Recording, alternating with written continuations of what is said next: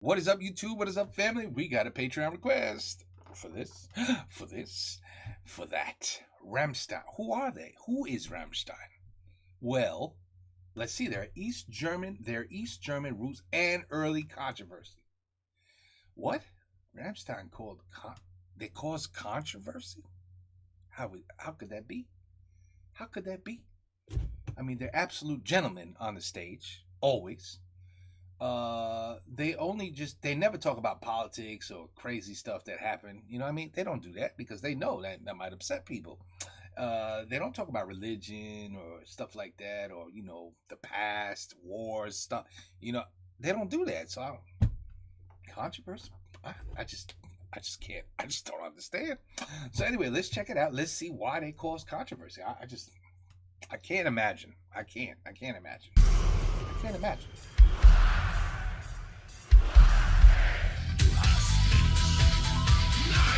The shows are awesome. Really good. Cool song, I almost shed a tear. It fits the times.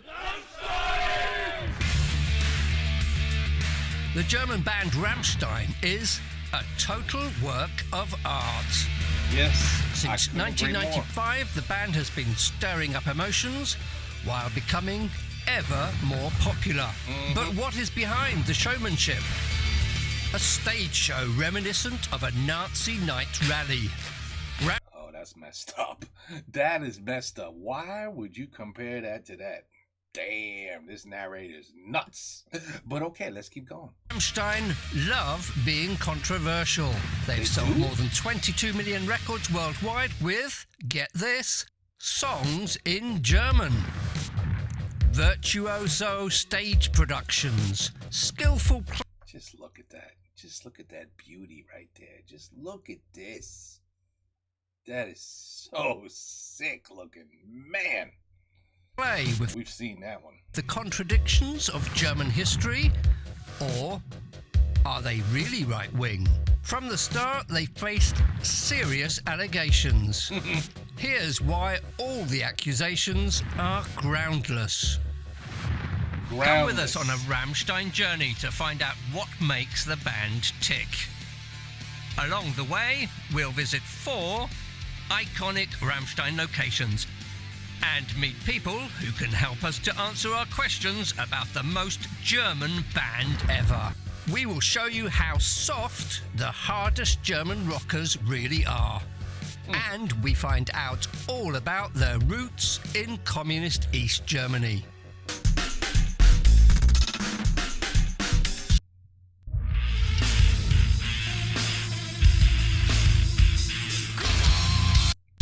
Fucking joke.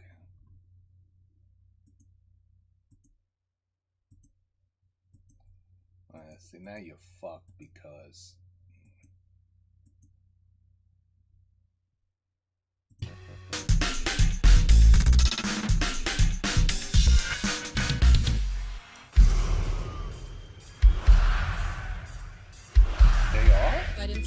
First up, they're named after a horrific catastrophe that claimed the lives of 70 people.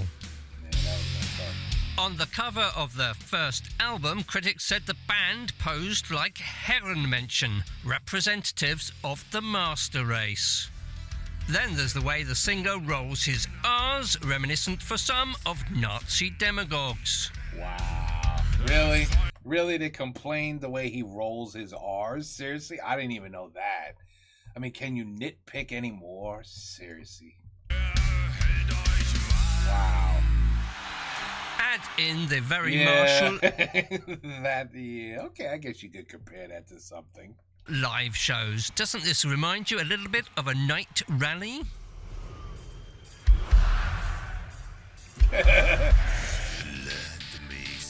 Then there's the controversial use of footage from Hitler's favourite filmmaker Leni Riefenstahl's infamous film of the 1936 Berlin Olympics in the video for Rammstein's cover of the Depeche Mode hit Stripped.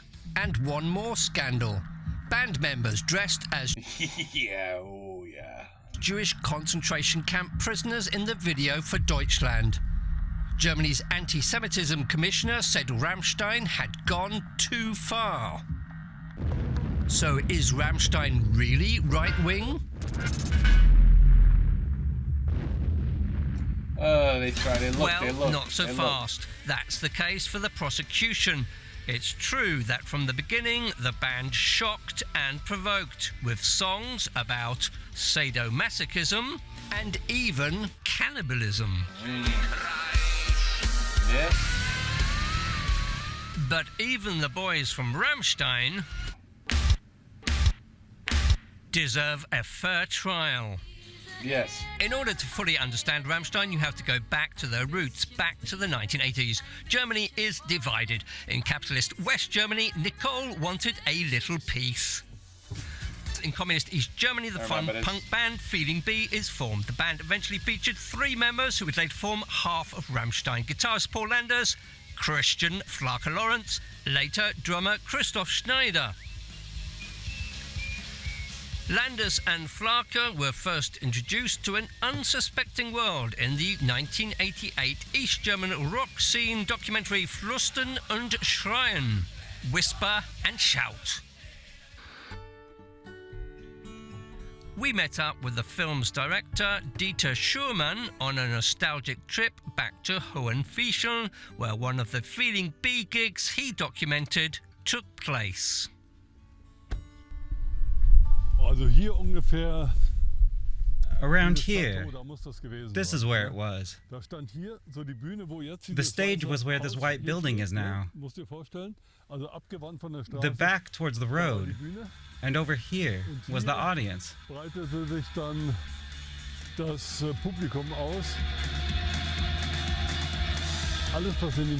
You have to realize that back in the communist East, everything that happened in the cities was closely monitored by the authorities. So it was typical of that time that alternative music flourished in the provinces.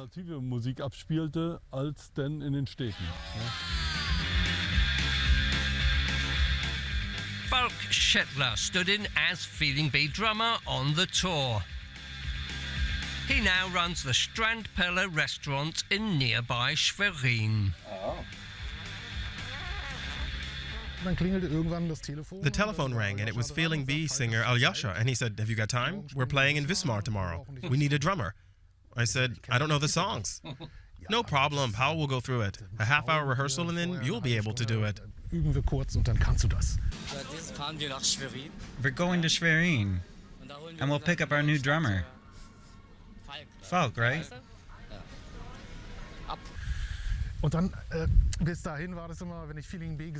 At that time, I'd seen Feeling B playing a few times, and I thought their show was so great. The show Paul Landers put on. I realized it was all for the benefit of many different drummers who filled in.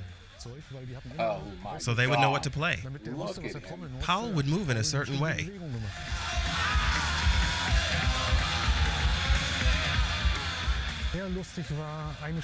A funny scene which is often brought up is the concert on the beach.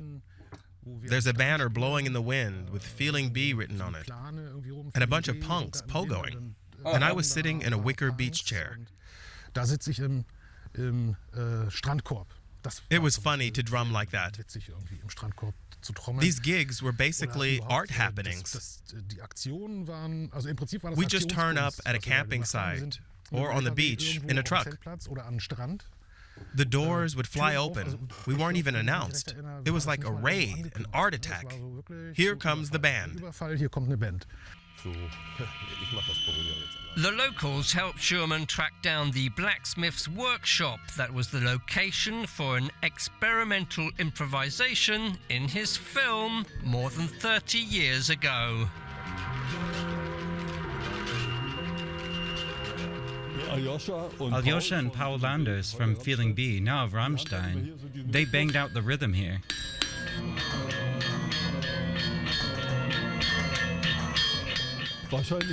And I'd say that this was later incorporated into Rammstein's music. So this blacksmith's here is really one of the original places where Rammstein was forged. With over 50 years in the industry, our ranching spirit runs through each one. Fuck you. Fuck you. Places where Rammstein was forged. Rammstein singer Till Lindemann started out as drummer in the band First Arsch in nearby Schwerin. I knew that. Falk Shetler witnessed one of the band's early concerts. I would like to see him play. That'd be cool. Yes, it was here. The stage was here. I remember looking at the drum kit because they had asked me if I could be ready to jump in if Till Lindemann couldn't make it.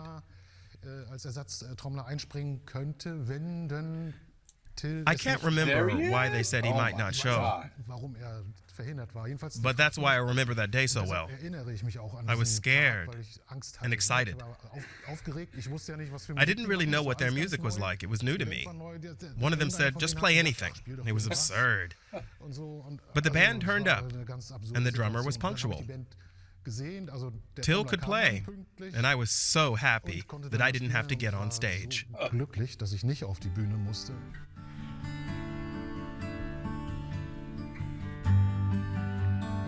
Till Lindemann came from a broken home.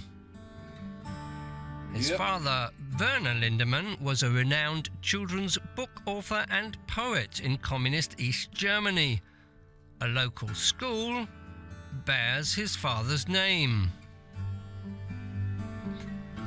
For a while, Till lived with his father in the countryside. Is that his father? His father described a difficult relationship with his 19-year-old son in one of his books. It ends with a fight, after which Till leaves home. Nowadays, though, when not on tour, Lindemann spends a lot of time in the region where his sister and mother still live. I fish, I hunt, I stare at the lake. I sleep in the woods at night and listen. I listen to nature. For the locals, he's just another guy. For us, Till is a relatively normal person. The people know him here. Everyone has had something to do with him here. That's how his lyrics come to him too, by just being in nature. He's said that before. He knows a lot of people in the village, and he's actually a perfectly normal person, just like anybody else, and he's kept his feet on the ground. I got to know Till when my tractor broke down. It just wouldn't move. So I went off through the village looking for someone who could lend me a battery to start the tractor. And then I bumped into Till at the station, and he came along and got me a battery. And we managed to get the tractor going again. That was my first encounter with Till.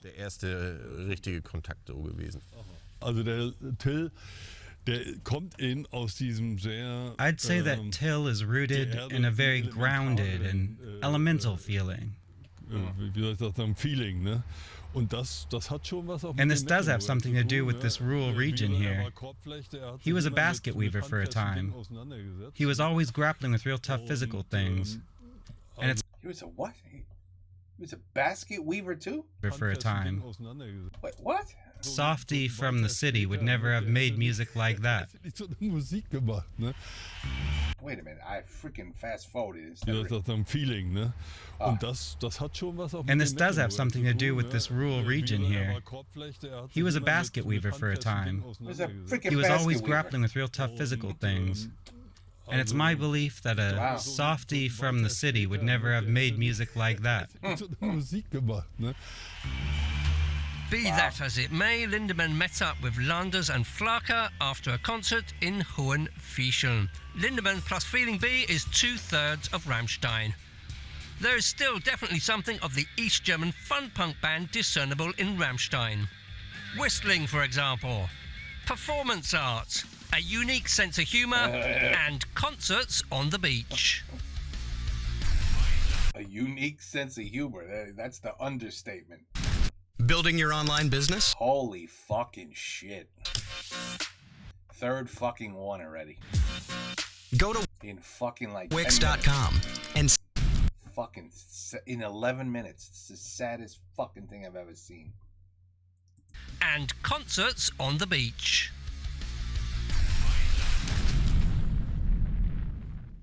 Yep, we've seen those.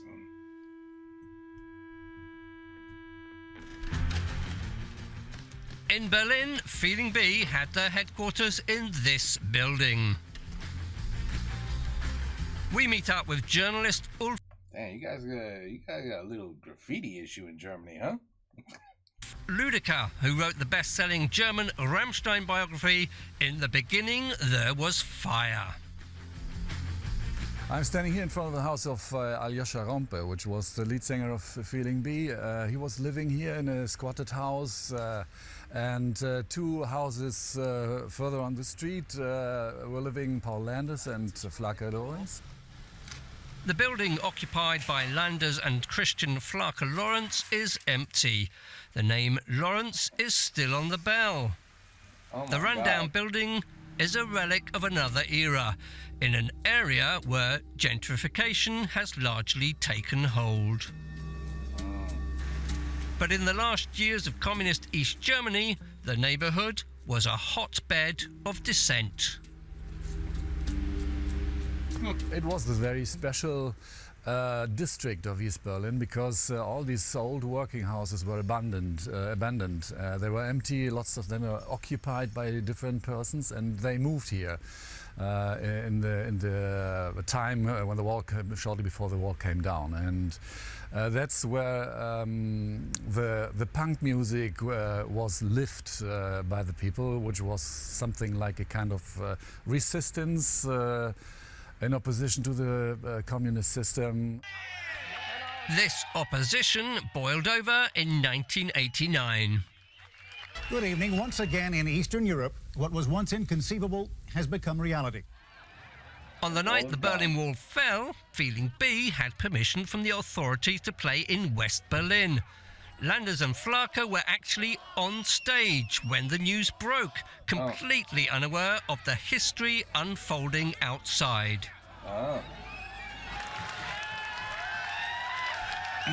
Iconic location 4, the former Pike Club. The short-lived rock venue, the Pike Club, was situated here in the alternative district, Kreuzberg, not far from the border crossing between East and West. The premises are now occupied by creative community Friends of Friends. I think the stage was here somewhere, the bar there, and now it's an office. During the concert happened that more and more friends from East Berlin were coming into the room, and after the concert was over they heard that the wall came down. And this was an extremely important moment for Rammstein, because without the fall of the Berlin Wall there would have been no Rammstein. That's so true. That is so true. Gerrit Schulz works here as head of events. In the early 90s, he played bass in the band Fleischmann, who supported Feeling B on tours in East Germany. He says the bands were often attacked by right-wing youths. We did a couple of gigs in Cottbus, and these guys either were waiting for us outside, so it was a constant struggle with the security, or they attacked the bus.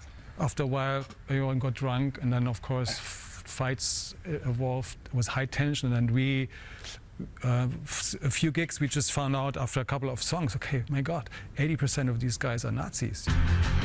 In his Rammstein biography, Ulf Lüdecker also came to the conclusion that the accusations against the band were unfounded.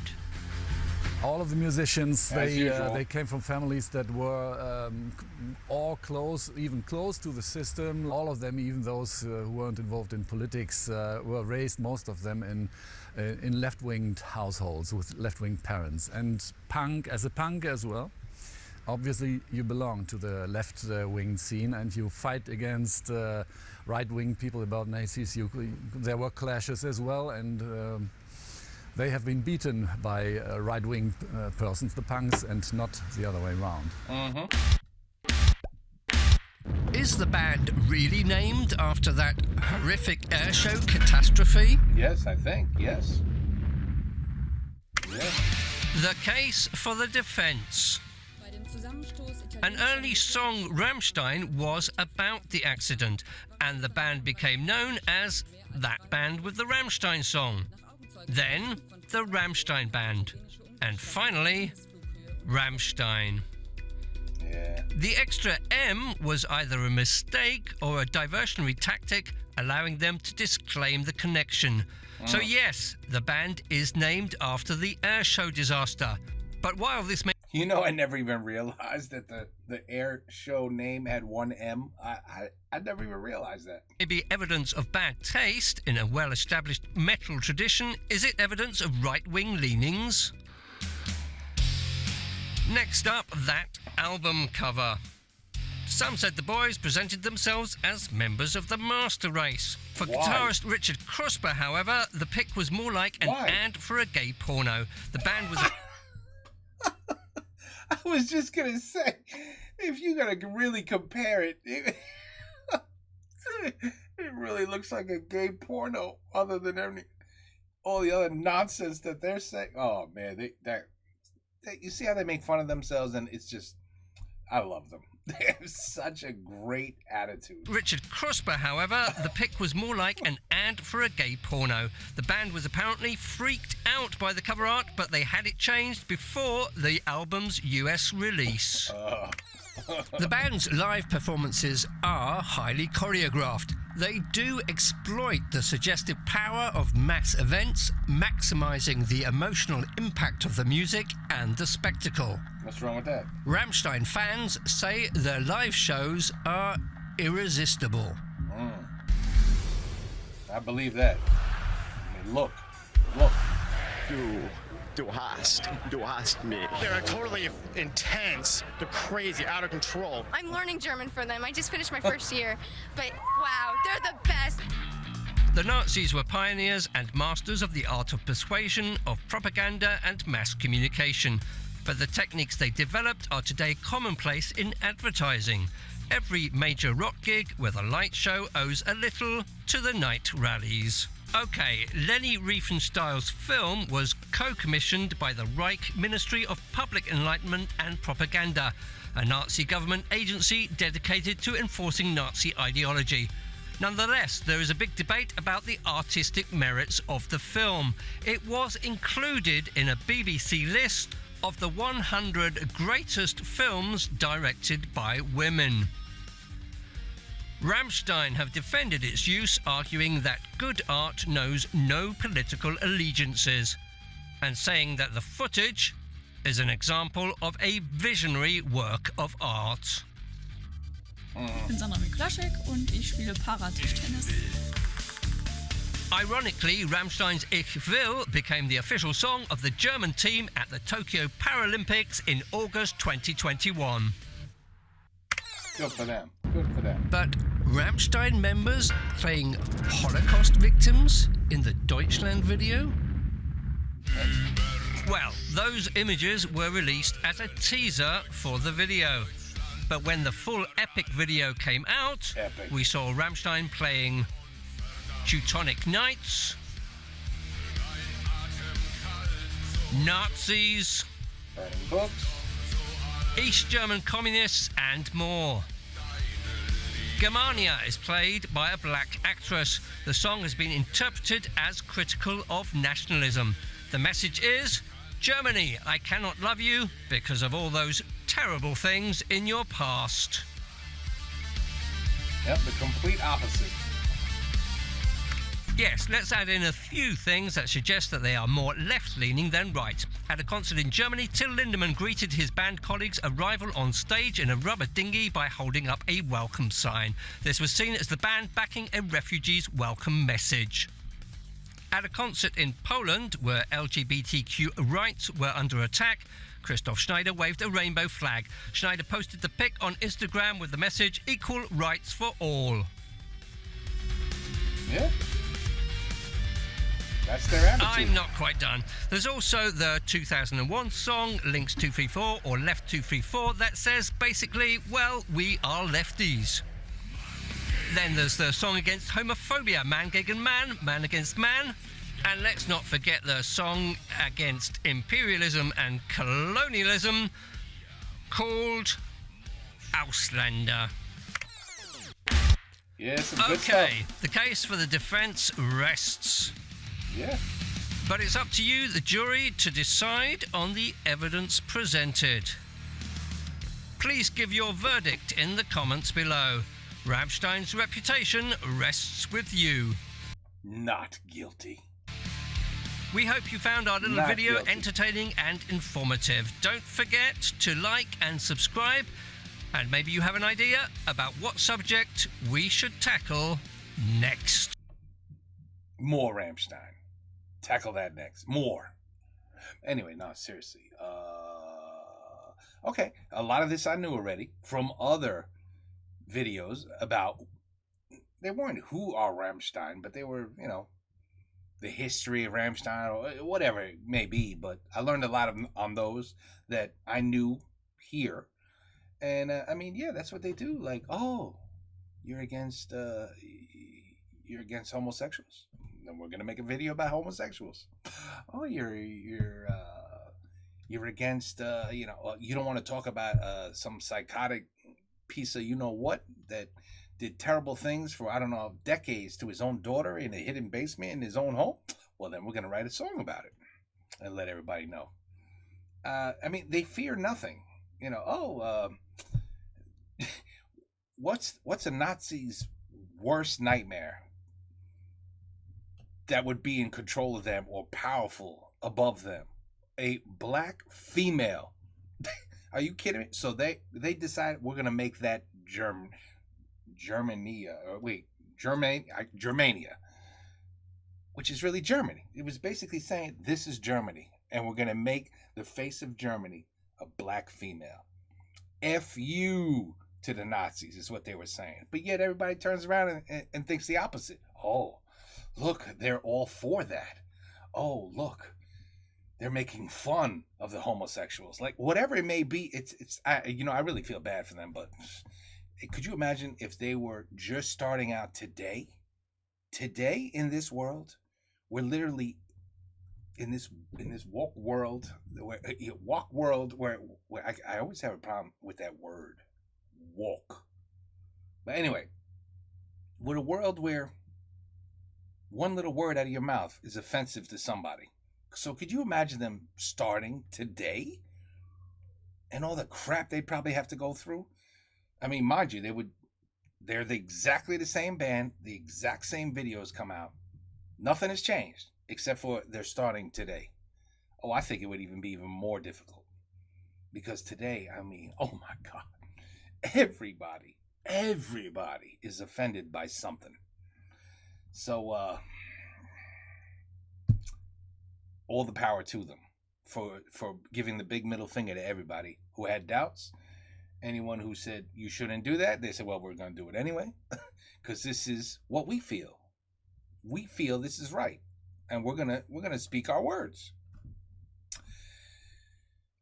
And like they said in the beginning of the video, the most popular band probably ever, and their main language is German. That's never happened, ever, and probably never, ever will happen again once they're gone, which will truly be the saddest day in the world. But anyway, still learning, people. Still learning. Another great video about them. Learn more. I mean, damn, now I could say in future videos, did you know that Till Lindemann was a basket weaver? And act like, I know my shit, like I'm really intelligent. Oh, I know everything. He's a basket weaver, you see? But it's because of videos like this that I would even know something like that. So there you go. I learned a little something. And I think I knew he was a drummer, but I really would. All right, I got one for you guys. Can you find me a link of a video where Till is playing the drums live on stage, whatever? Love to see that. Anyway, we'll move on from this and on to something else. Take care. Peace out. Have a good night.